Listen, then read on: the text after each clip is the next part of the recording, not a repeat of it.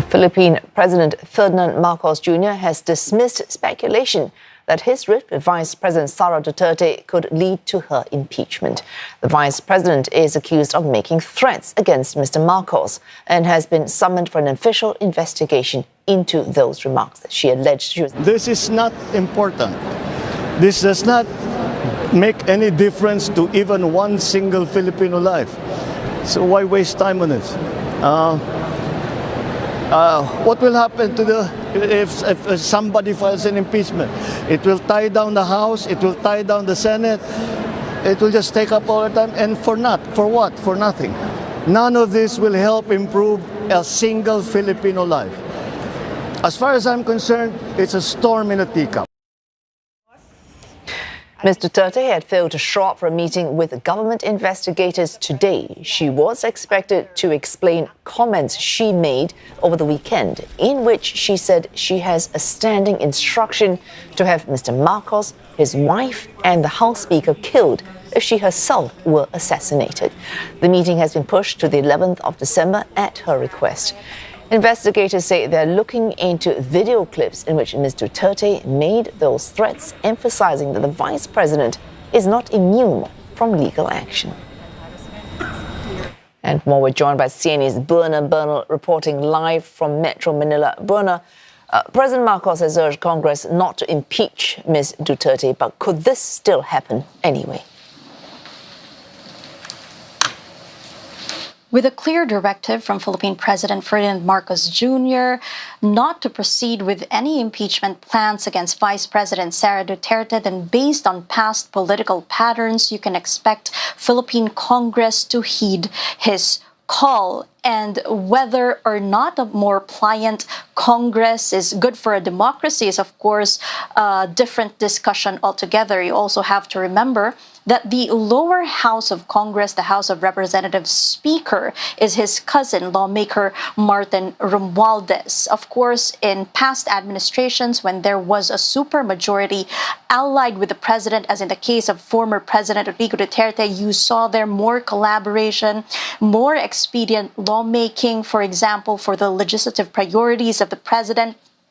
But at the same time, you have a vocal minority in Congress. You have the far-left Makabayan bloc with Representative Franz Castro saying this Friday that they're preparing the impeachment complaint, that it will be ready by the end of the year. But you have to note that this is a vocal minority in that you can count with one hand the number of legislators aligned with this far-left bloc. In a statement on Friday, they did say, and I quote, the president's public pronouncements against impeachment proceedings represent undue executive interference in legislative affairs. But again, they're a vocal minority. They slammed President Marcos for what they called a brazen attempt to influence Congress. And they also urged Congress not to be a rubber stamp of the executive branch. But being a minority, the rest of Congress do not exactly share their sentiments all the time. Well, Buena, Ms. Duterte did not show up for that probe with government investigators today. What's the latest from that ongoing investigation?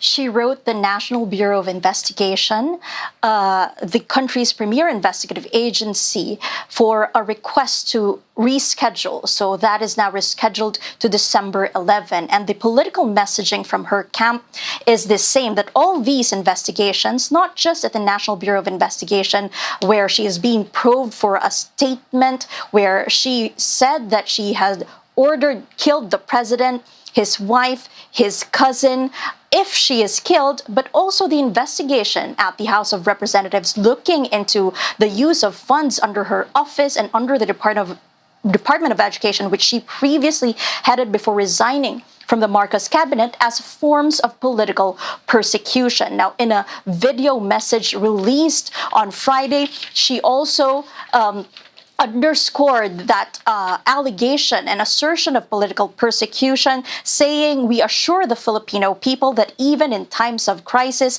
and without resources, we shall stand tall, strong, and resilient in our service to the Filipino people. We will not break," she said. She also underscored the health issues her staff have been facing after being grilled during that congressional panel about the use of funds in her office. Thanks. Buena Bernal reporting there from Manila.